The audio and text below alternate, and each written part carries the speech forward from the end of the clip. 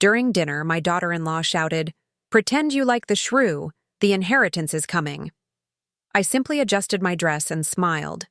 On Monday, I announced, "I donated all 9 million. I'm glad to have you here. Follow my story until the end and comment the city you're watching from so I can see how far my story has reached." I've always believed that family gatherings should feel like warm embraces, not cold, calculated performances.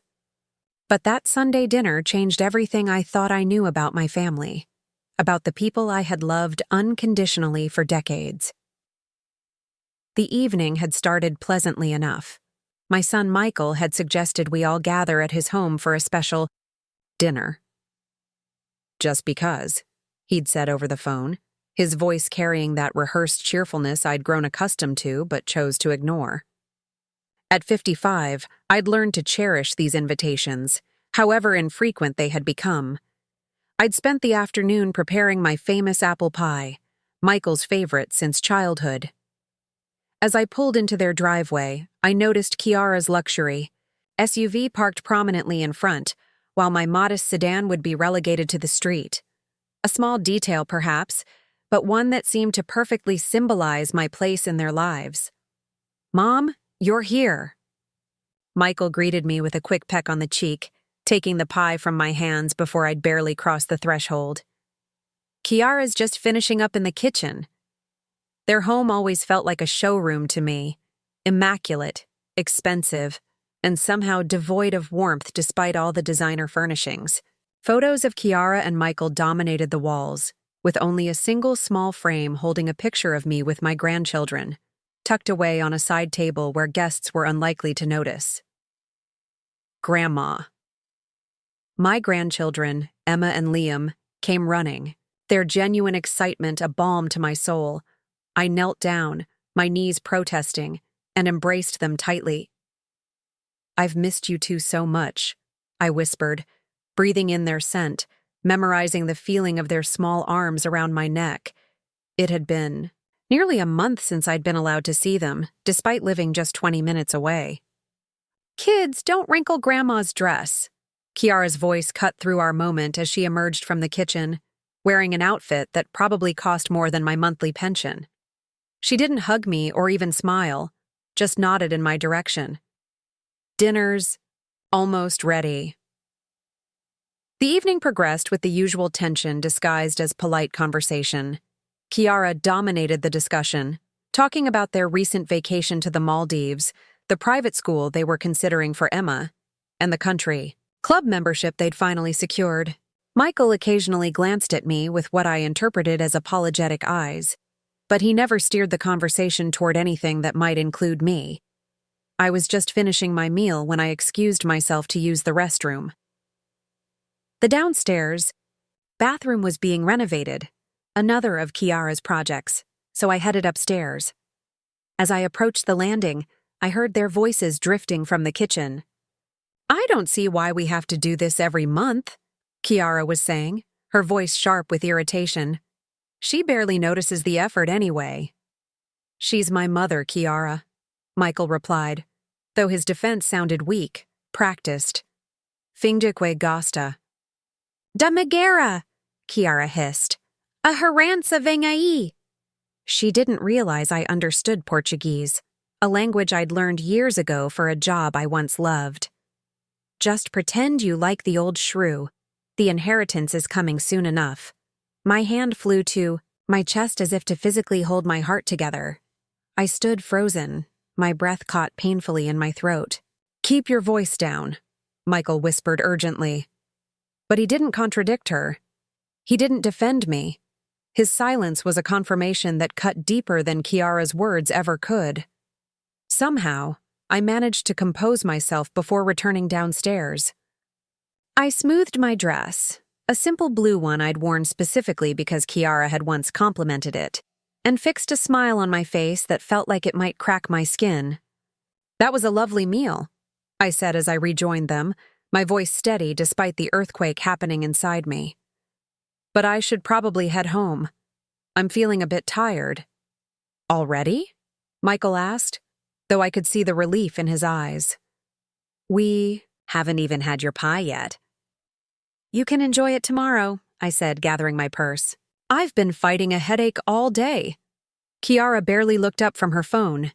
Feel better, Agatha. The drive home was a blur. Tears threatened, but I held them back with the determination of a woman who had weathered far worse storms.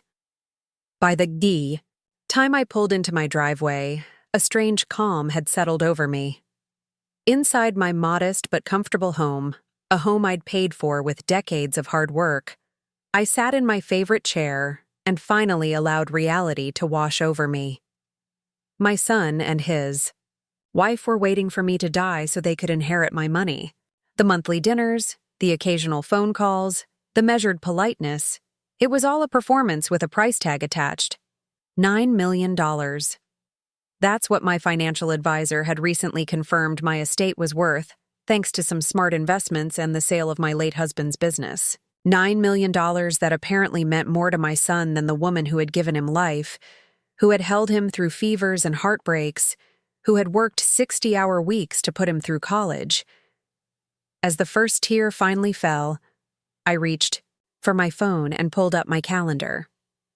My appointment with my attorney was already scheduled for Monday morning, a routine check-in I'd planned weeks ago. A coincidence that now felt like destiny. I went to bed that night with my mind racing but my heart strangely steady. By morning, I knew exactly what I needed to do. They wanted my money? Well, they were about to learn a valuable lesson about making assumptions. Monday couldn't come soon enough. Sleep eluded me that night. Every time I closed my eyes, I heard Kiara's voice. Just pretend you like the old SHREW. And worse. My son's telling silence. As I lay awake, memories flooded back, washing over me like waves. Some gentle with nostalgia, others sharp with newly recognized pain. I remembered the day Robert died, 27 years ago, but the memory remained razor sharp. Michael was just 8 years old, clutching my hand at the funeral, his small fingers ice cold despite the summer heat. It's just us now, buddy, I'd whispered, trying to sound stronger than I felt. But we're going to be okay. Robert had left us with little more than a modest life insurance policy and a fledgling construction supply business drowning in debt. Friends and family had suggested I sell whatever assets remained and find a husband to help raise Michael. It was 1996, but their advice felt straight out of 1956. Instead, I dove headfirst into saving the business. I knew nothing about construction supplies, but I learned. Nights spent at the kitchen table after Michael was asleep, poring over contracts and inventory lists, teaching myself QuickBooks and negotiation tactics. I remembered the missed school plays and parent-teacher conferences when suppliers needed meetings or clients required attention. How many times had I arrived breathless and apologetic, slipping into the back of the auditorium just as Michael's part finished? How many nights had I tucked him in with promises to make it up to him, only to miss breakfast the next morning for an early delivery? It's for us, Michael, I'd explain. I'm building something for our future. He would nod, those solemn eyes, so like his father's, but I always saw the disappointment there. The business grew, despite the odds. I expanded from construction supplies to real estate development, developing a knack for identifying promising properties. One successful project led to another, and by the time Michael left for college, Westfield Developments was worth 7 figures. I made sure Michael wanted for nothing: the best schools, summer camps, extracurricular activities, a car at 16, a fully funded college education at his university of choice. No loans, no debt, no financial worries. The things I'd never had growing up. You're spoiling him, my sister Jean warned me once. Kids need to learn the value of hard work. He sees me working hard enough for both of us, I'd replied, dismissing her concern. I want him to have opportunities I never had. Now, staring at my bedroom ceiling, I wondered if Jean had been right all along. I remembered the day Michael brought Kiara home. She was beautiful, charming, and clearly from a wealthy background. Designer clothes, private school education, European vacations. She treated me with polite deference, always complimenting my home or my cooking, but there was something calculated in her attention that set off warning bells I chose to ignore. "Isn't she amazing, Mom?" Michael had asked, his eyes shining with the kind of adoration I'd once seen in Robert's. Who was I to question his happiness? The wedding was extravagant. Kiara's parents contributed, but I insisted on covering most expenses. "You've worked hard enough," I told Michael, when he half-heartedly offered to help with costs. "This is my gift to you both." Kiara had hugged me at the reception, whispered, "You're the mother I never had." And I'd believed her, wanted to believe her, despite the champagne on her breath and the way she'd immediately turned to charm a wealthy guest. After the wedding, the visits became less frequent. Phone calls shortened. Invitations arrived only for holidays and special occasions. When I dropped by unannounced once with homemade soup when Michael had the flu, Kiara answered the door with barely concealed annoyance. "We've got it under control, Agatha," she'd said, not inviting me in. "Michael's resting. I'll tell him you stopped by. When my grandchildren were born, I thought things might change. I offered to babysit, to help around the house, to give the new parents some time alone. Kiara always had an excuse. They had a nanny. Her mother was visiting. The children were on a strict schedule that couldn't be disrupted." I remembered sitting alone on Christmas Eve 4 years ago, staring at my phone, waiting for Michael's call. He and Kiara had taken the children to Aspen for the holidays. "It's just easier this way, Mom," he'd explained when canceling our traditional Christmas dinner. "We'll FaceTime you, I promise." The call never came. Just a text the next day. "Sorry, got caught up in festivities. Merry Christmas." Attached was a photo of my grandchildren opening presents in front of a professionally decorated tree in what looked like a luxury chalet. And yet, I kept giving.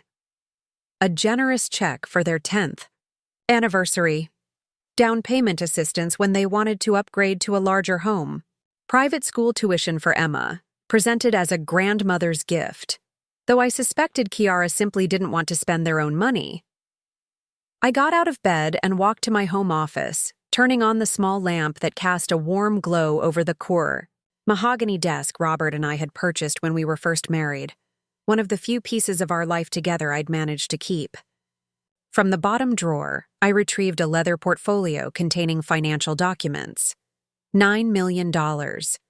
That's what my life's work amounted to, according to the latest valuation. The business I'd sold 5 years ago, the real estate investments, the stock portfolio I'd carefully curated, all of it now reduced to a number that my son and his wife were waiting to inherit. Had that been my value all along? Not the bedtime stories or Band-Aids on scraped knees, not the encouraging notes in lunchboxes or the proud tears at graduation. Just a dollar figure they were waiting to claim. Dawn was breaking by the time I closed the portfolio. A new day. And with it, a new resolve. I showered and dressed with particular care, choosing a tailored charcoal suit I usually reserved for business meetings. My attorney's office opened at 9. I intended to be his first appointment. As I backed out of my driveway, my phone chimed with a text from Michael. "Mom, you left so early last night. Everything okay?" Kiara was wondering if you could watch the kids this Saturday. Her cousin's getting married and children aren't allowed at the reception. I set the phone down without replying. For the first time in decades, Michael could wait for an answer. I had more important matters to attend to. Walter Hayes had been my attorney for 20 years. He looked surprised, but pleased when his receptionist announced my arrival. "Agatha, good to see you," he said, rising from behind his desk to greet me. "Our appointment wasn't until Friday, was it?" "Something's come up, Walter," I replied, settling into the chair across from him. "I need to make some changes to my will, significant ones, today." His eyebrows rose slightly, but he nodded, reaching for a legal pad. I'm listening. I took a deep breath and began to outline my plan. A plan that would teach my family the most important lesson about wealth they'd ever receive. Are you absolutely certain about this? Walter asked when I finished. I thought of Kiara's dismissive words, of Michael's complicit silence, of all the years I'd tried to buy love that should have been freely given. I've never been more certain of anything in my life, I replied. Walter's office felt different as I left that morning, lighter. Somehow, as if the weight I'd carried for years had been transferred to the papers now tucked safely in his filing cabinet. The revised will was done, but my investigation was just beginning. Take some time to reflect on this decision, Walter had advised, concern evident in his eyes. Major changes made in the heat of emotion. This isn't emotion, Walter. I'd interrupted. This is clarity. For the first time in years, I'm seeing my situation exactly as it is. The truth was, I needed proof. Not for legal reasons, but for my own peace of mind. I needed to confirm whether my entire family viewed me as nothing more than a walking inheritance, or if Kiara was the puppet master pulling everyone's strings. Over the next week, I became a detective in my own life. I started with phone calls to relatives I hadn't spoken to in months. My niece Jessica sounded genuinely pleased to hear from me, chatting about her nursing program until I casually mentioned I was considering making some changes to my financial arrangements. Her tone shifted immediately. Oh? What kind of changes, Aunt Agatha? Just some restructuring. Nothing dramatic, I replied vaguely. How's your mother doing? By the end of our call, Jessica had promised to visit soon, something she hadn't done in over a year, and had mentioned my situation 3 times without specifics. Within 2 hours, my sister Jean called. Agatha, is everything all right? Jessica mentioned you might be having financial concerns. The speed at which this information traveled was telling. Everything's fine, Jean, I assured her. Just doing some estate planning. Well, you know we're always here for you, she said, her voice overly warm. We should get together soon. It's been too long. I agreed, knowing full well it had been Jean who'd canceled our last 3 lunch dates. As I hung up, I made a note in the small leather journal I'd started keeping. The evidence was mounting. Next, I examined my bank statements from the past 5 years. The pattern was undeniable. Substantial withdrawals coinciding with Michael and Kiara's major life events. $20,000 for their anniversary trip to Italy. $35,000 toward their home renovation. $15,000 for Emma's private school deposit. I'd always viewed these as gifts freely given. Now I wondered, had they been expected? Demanded even in subtle ways I'd been too blind to recognize? More troubling were the small regular transfers to Michael's account, $500 every month for the past 3 years. I'd started them when he mentioned some temporary financial strain, intended as a short-term help. Yet they'd continued, unacknowledged, unmentioned, simply accepted as if they were his due. I called my financial advisor next. Richard, has Michael ever contacted you directly? I asked after exchanging pleasantries. A pause. He has, actually. About 6 months ago. He was inquiring about your portfolio value and retirement projections. Another hesitation. I assumed you'd authorize the conversation. I hadn't. What information did you share? Nothing specific, Agatha. I told him he'd need your written permission for details. But I did mention your assets were substantial. Was that inappropriate? No, Richard. You did the right thing. I'm just trying to get my affairs in order. My journal entries grew longer each day. Small incidents I'd previously dismissed now appeared in a sinister light. The time Kiara had borrowed my credit card for emergency diapers and returned it with $800 in unexplained charges. The family heirloom jewelry that had unfortunately been damaged during a house cleaning. Pieces that had mysteriously disappeared. Michael's increasing reluctance to discuss their finances despite their lavish lifestyle. The most revealing test came when I canceled Saturday's babysitting without explanation. Michael called immediately. "Mom, we really need you tomorrow. Kiara's already bought her dress for this wedding." "I'm sorry, Michael. Something important came up." "More important than helping your family?" His voice had an edge I rarely heard. Frustration bordering on anger. "Yes," I said simply. "More important." The silence that followed spoke volumes. No concern for what my important matter might be. No offer to help me instead. Just disappointment that I wouldn't be providing the free childcare they'd counted on. "Fine," he finally said. "We'll figure something out." 3 hours later, Kiara called with a voice dripping honey. "Agatha, darling, I hope everything's okay. Michael mentioned you had something come up Saturday." "Just some personal business. Kiara, anything we can help with?" She paused. "You know, if it's about the house or any paperwork, Michael would be happy to come over." "Paperwork?" "You know, important documents. Wills, trusts, that sort of thing. It's so complicated these days, isn't it? Michael worries you might be overwhelmed managing it all alone." There it was. The confirmation I'd been seeking but dreading to find. My son's wife was not only counting on my money, she was actively strategizing how to ensure they'd get it. All. "That's thoughtful, Kiara, but my affairs are in excellent order. I just saw my attorney this week, in fact." Another telling silence. "Oh. Was there a particular reason?" "Nothing for you to worry about," I assured her, a new steel in my voice that I could tell caught her off guard. After we hung up, I sat in my garden, watching the sun set over the roses Robert and I had planted decades ago. The evidence was irrefutable. My family, or at least the part of it I'd prioritized for years, saw me as nothing more than a future inheritance. The realization should have crushed me. Instead, it crystallized my resolve. The plan I'd set in motion with Walter wasn't just right, it was necessary. That evening, I called Jean's daughter Jessica back. "About that visit you mentioned," I said. "Are you free for lunch tomorrow? There's something important I'd like to discuss with you."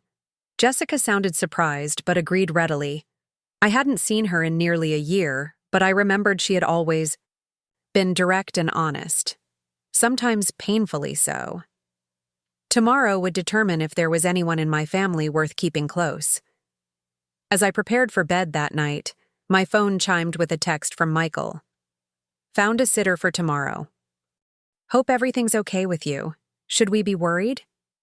For the first time in my adult life, I left my son's message unanswered.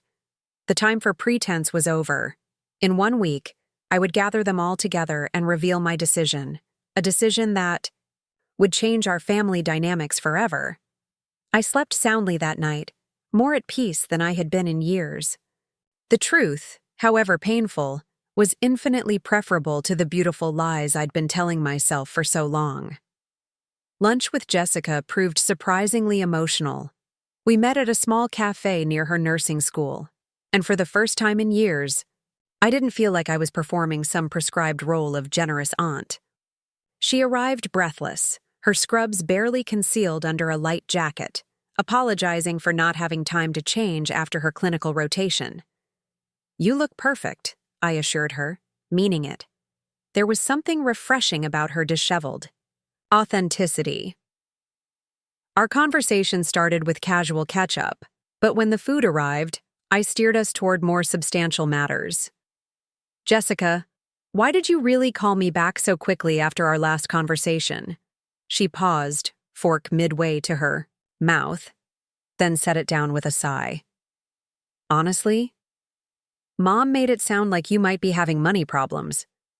She said we should strengthen family connections in case you needed support." Her eyes met mine directly. "But that's not it at all, is it?" "No," I confirmed. "Quite the opposite, actually." I didn't share the details of what I'd overheard or my revised will, but I did ask about family perceptions.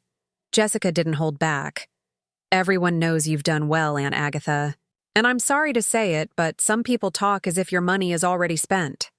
She twisted her napkin uncomfortably. Michael and Kiara especially. They mention your estate at family gatherings you're not invited to. The confirmation stung, but I appreciated her honesty. And you? What do you hope to get from me, Jessica? Her eyes widened, then narrowed with hurt. Nothing. I have student loans and a tiny apartment, but they're mine. I don't want handouts. Not even from family. She hesitated. Is that why we haven't seen much of each other? Did you think I was after your money too? The question hit harder than I expected.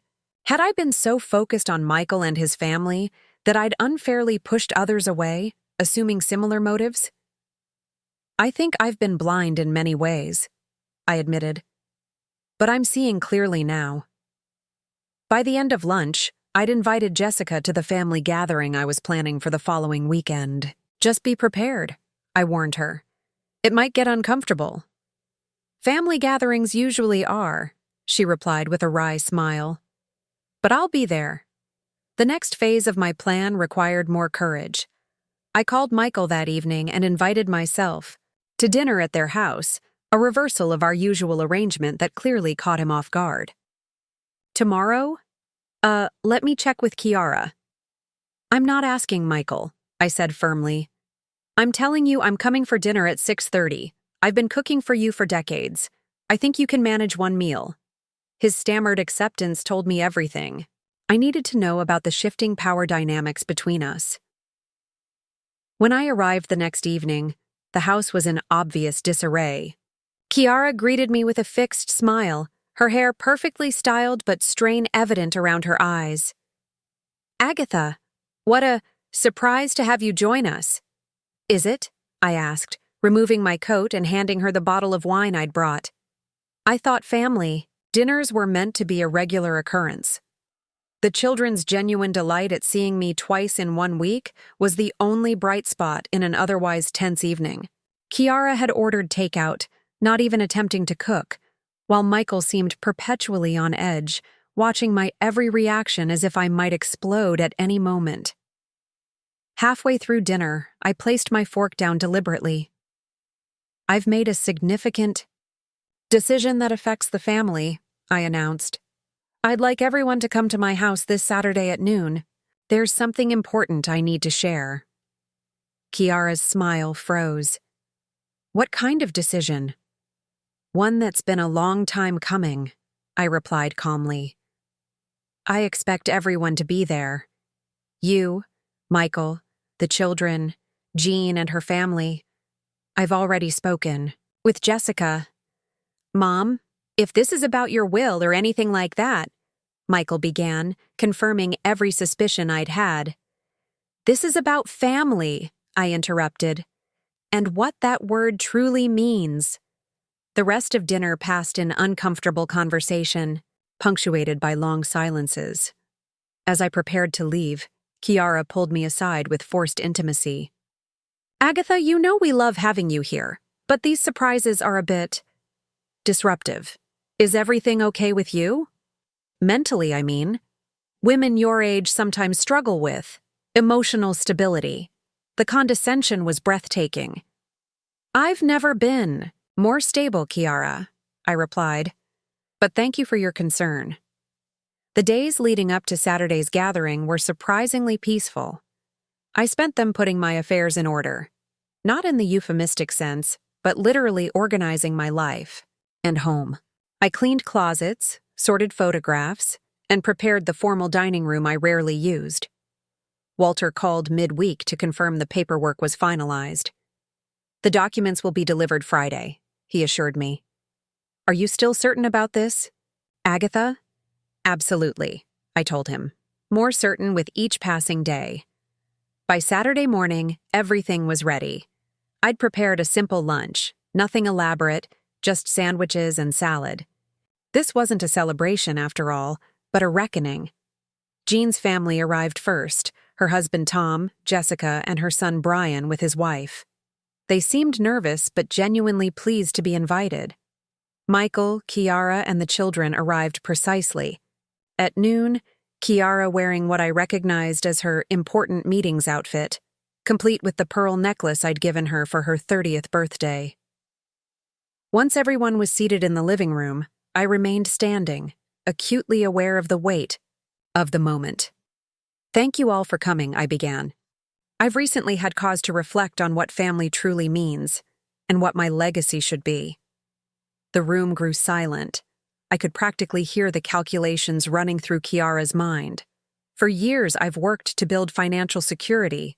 First, for Michael after his father died, then for myself in retirement. I've been fortunate. My investments have done well.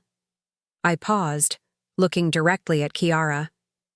"Very well, in fact." Michael shifted uncomfortably. Kiara's smile grew more predatory. "I've realized, however, that money without values isn't a gift. It's a burden, perhaps even a curse." I opened the folder Walter had delivered and removed the documents inside. "I've made a decision about my estate, which is currently valued at approximately $9 million. A collective intake of breath filled the room. Even Jean, who I knew had suspected my success, seemed shocked by the figure. As of Monday, $6 million of that amount has been donated to a trust dedicated to supporting small business owners who are single parents. The remaining $3 million will be distributed as follows." Kiara's face drained of color. Michael's mouth opened, then closed without sound. "Michael and Kiara, you will receive $250,000, enough to pay off your mortgage, but not enough to maintain your current lifestyle without working." "Mom, you can't be serious," Michael began, but I held up my hand. "Emma and Liam will each receive $1 million in education trusts, accessible only for tuition and related expenses, with any remainder released when they turn 30.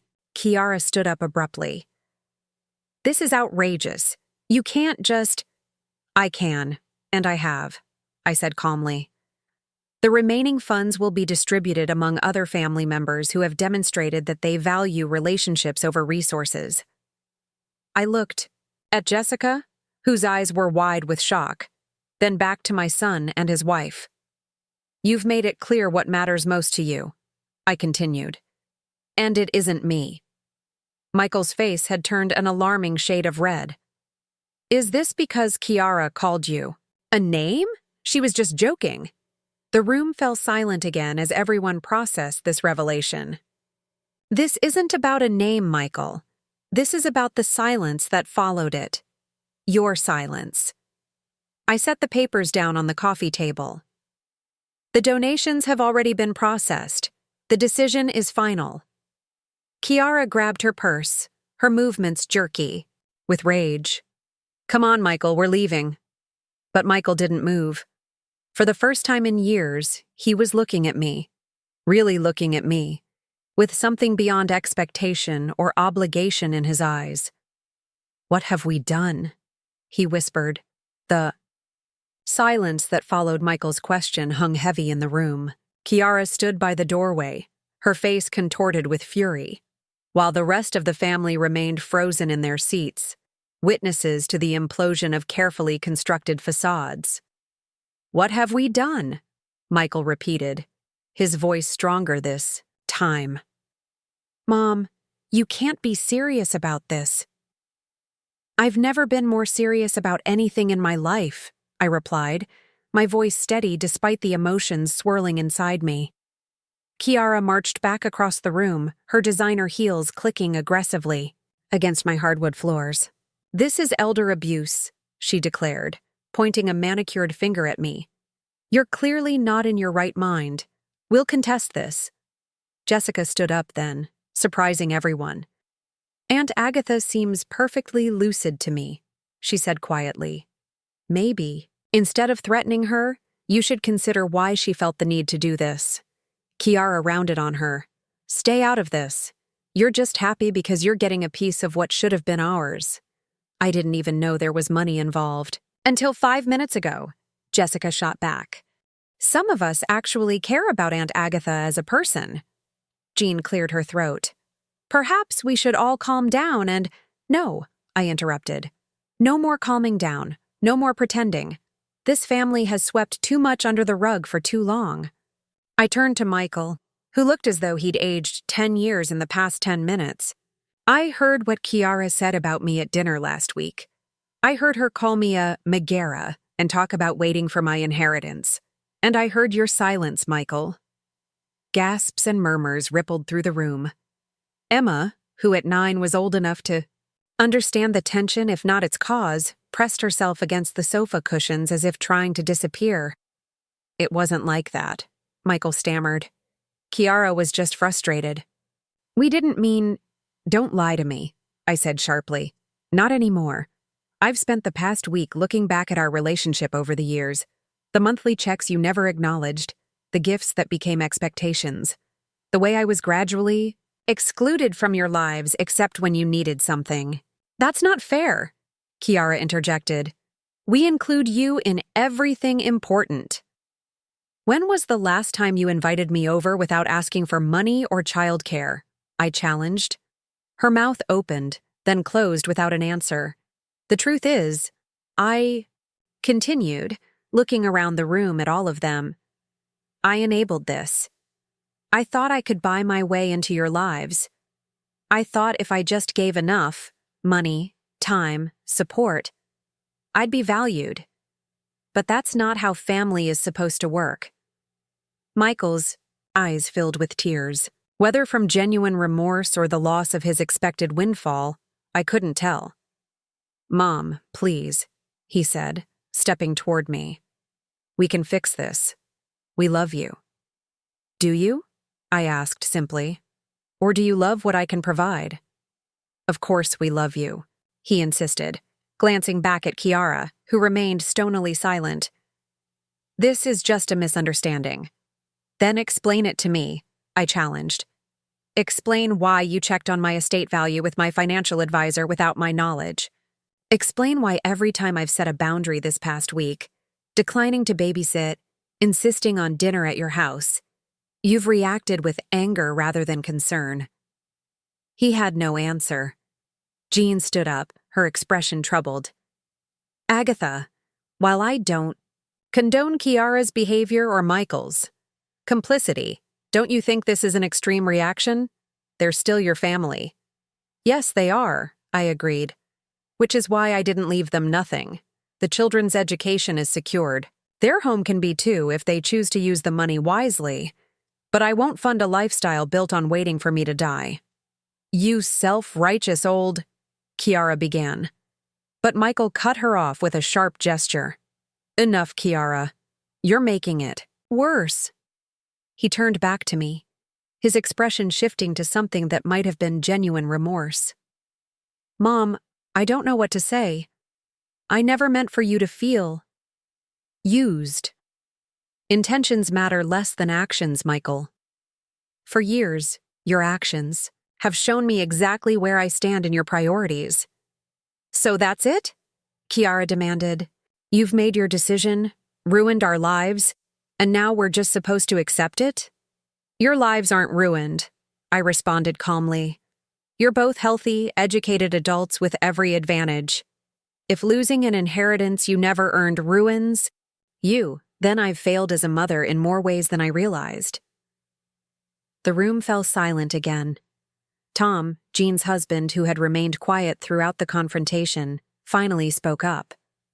Perhaps we should give Agatha and Michael some privacy to discuss this. I shook my head. No, this needs to be said in front of everyone. No more secrets, no more pretending. I walked over to where Emma and Liam sat, their small faces pinched with confusion and distress. Kneeling down to their level, I took their hands in mine. I want you both to know that none of this is your fault. I love you very much. And I always will. That's why I've made sure you'll have money for college and whatever comes after. Because grandmothers are supposed to look out for their grandchildren's futures. Emma's eyes filled with tears. Are you mad at Daddy and Mommy? I'm disappointed, I told her honestly. But that has nothing to do with how I feel about you. I stood up again, facing the room. I've made my decision and it's final. What happens next is up to each of you. Kiara grabbed her purse again. Children, we're leaving. Now. Michael hesitated, looking torn between his wife and his mother. Michael, Kiara snapped. Now. With a last, conflicted glance at me, he followed his wife, ushering the children toward the door. The sound of it, slamming behind them, echoed through the suddenly quiet house. Jean approached me cautiously. Agatha, are you okay? I nodded, surprised to find it was true. I am. For the first time in years, I think I really am. After the others had left, with promises to call and check on me, Jessica stayed behind to help clean up the barely touched lunch. I'm proud of you, Aunt Agatha, she said as we washed dishes side by side. That took incredible courage. Not courage, I corrected her.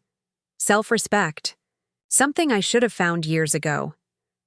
What do you think will happen now? She asked. With Michael and Kiara, I mean. I considered the question as I dried a plate. I don't know. That's up to them. But I do know that whatever relationship we have going forward will be built on something real, not financial dependence. Jessica nodded thoughtfully. For what it's worth, I think Michael does love you. He's just lost his way. Perhaps, I acknowledged. Time will tell.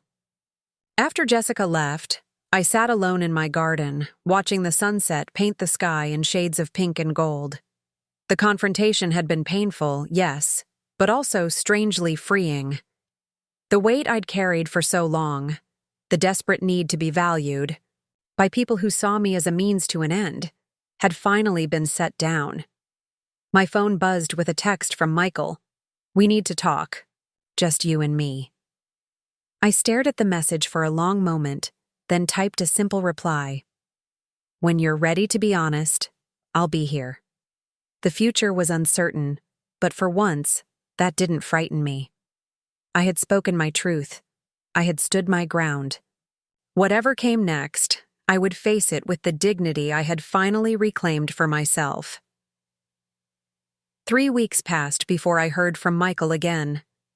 3 weeks of surprising peace, interrupted occasionally by worried calls from Jean or thoughtful texts from Jessica.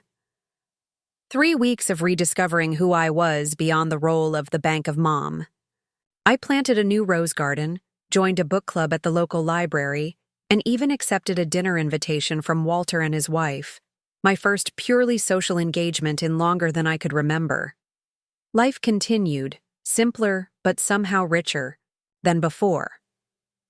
When Michael finally called, his voice sounded different. Humbled, perhaps even genuinely contrite. Can we meet somewhere? He asked. Just us. No Kiara. We arranged to meet at a small cafe downtown, neutral territory for what promised to be a difficult conversation. I arrived early, claiming a quiet corner table and ordering a cup of tea to steady my nerves. When Michael walked in, I barely recognized him. Gone was the polished, confident man who'd sat in my living room 3 weeks ago. This Michael looked tired, his clothes slightly rumpled, his shoulders hunched as if carrying an invisible weight. Mom, he said simply, sliding into the chair across from me. Michael. I kept my voice neutral, waiting. He stared down at the table for a long moment, before meeting my eyes. Kiara's left, he said finally. She's filed for divorce. Whatever I'd been expecting, it wasn't this. I'm sorry, I said, and meant it. Despite everything, I had never wished for my son's marriage to end.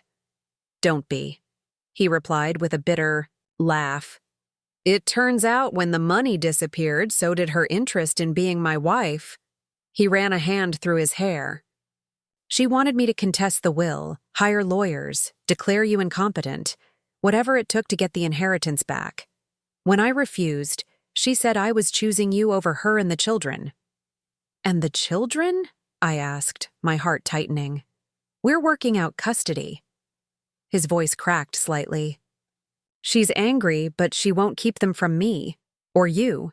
In fact, she told them you weren't their grandmother anymore, and Emma got so upset that Kiara had to backtrack.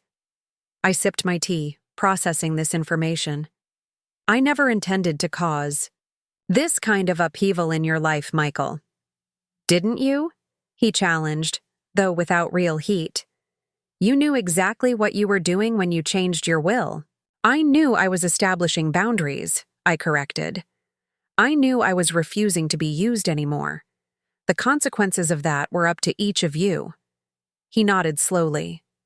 Fair enough.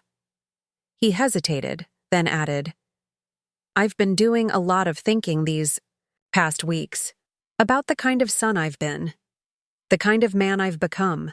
And? I prompted when he fell silent. And I don't like what I see, he admitted. Somewhere along the way, I started measuring my worth by what I owned, what I could show off. I married a woman who reinforced that mindset, and I took you for granted. Yes, I agreed simply. You did. I remember how hard you worked after Dad died, he continued. The long hours, the stress. I was so proud of you then. Somewhere along the way, I stopped seeing your success as something you earned and started seeing it as something I deserved to benefit from. Why? I asked, the question that had haunted me for weeks finally finding voice. Was I too generous? Did I make it too easy? Michael considered this. Maybe partly, but that's not an excuse. I was an adult making choices. Bad ones. He met my eyes directly. I let Kiara's attitude toward you go unchallenged because it was easier than standing up to her.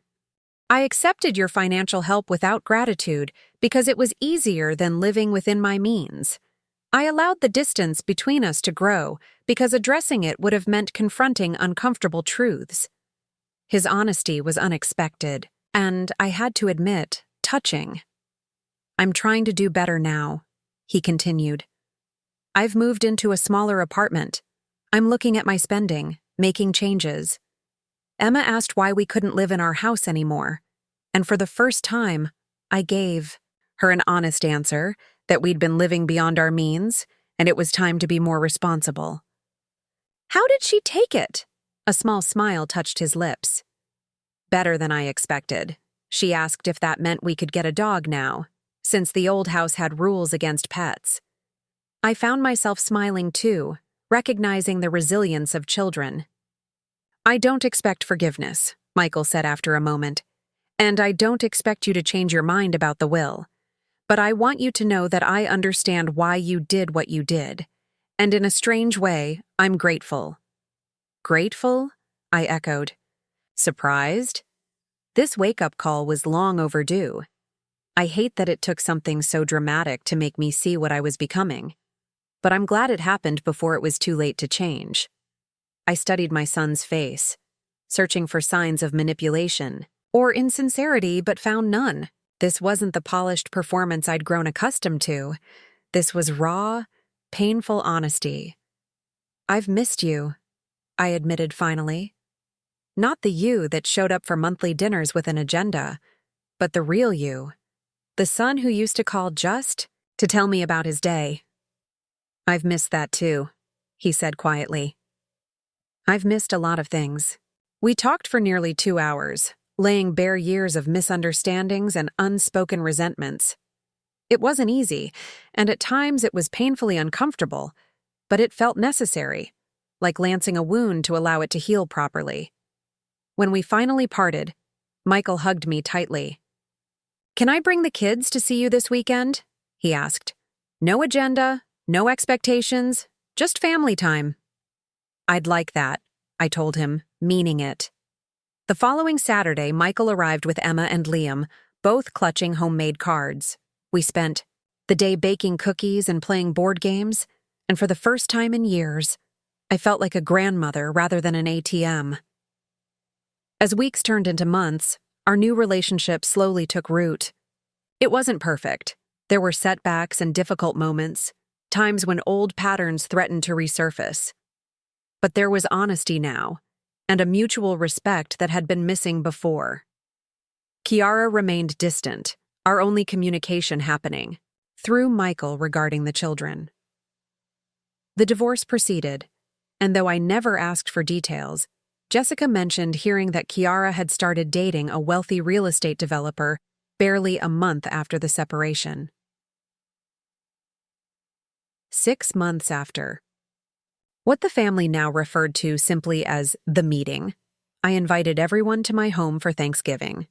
Jean and her family came, including Jessica, who proudly introduced her new boyfriend. Michael arrived with Emma and Liam, all three looking more relaxed and genuine than I'd seen them in years.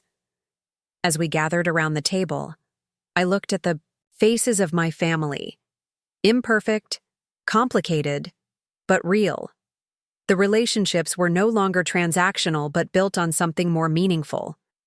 Before we eat, I said, raising my glass, I'd like to propose a toast.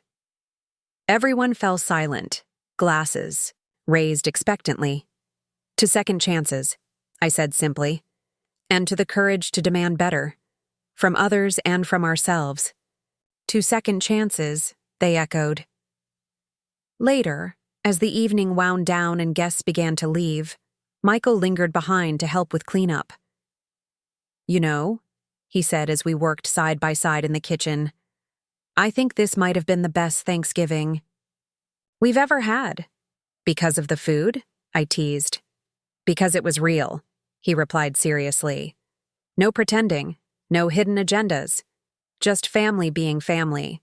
Messy and honest. I smiled, realizing he was right. The inheritance that had once threatened to divide us had, ironically, cleared the way for something far more valuable: authenticity. That night, after everyone had gone, I sat in my garden wrapped in a warm blanket against the November chill. The stars shone overhead, and I found myself speaking aloud to Robert as I sometimes did when I was alone. You'd be proud, I told him. Not of the money or the business success, but of this. Finding the courage to demand dignity, to insist on being valued for who I am rather than what I have. A gentle breeze rustled the leaves, and I could almost imagine it was his response. Some inheritances, I realized, weren't measured in dollars, but in the strength to stand up for yourself, in the wisdom to know your own worth, and in the peace that comes from living with integrity. That was the true legacy I hoped to leave behind. Not millions in the bank, but the example of a woman who finally learned that respect cannot be bought, only earned, and that genuine love is never conditional. Had reclaimed my dignity, and in doing so, I had found something far more precious than any inheritance: myself. Now I'm curious about you who listened to my story. What would you do if you were in my place? Have you ever been through something similar? Comment below. And meanwhile, I'm leaving on the final screen 2 other stories that are channel favorites, and they will definitely surprise you. Thank you for watching until here.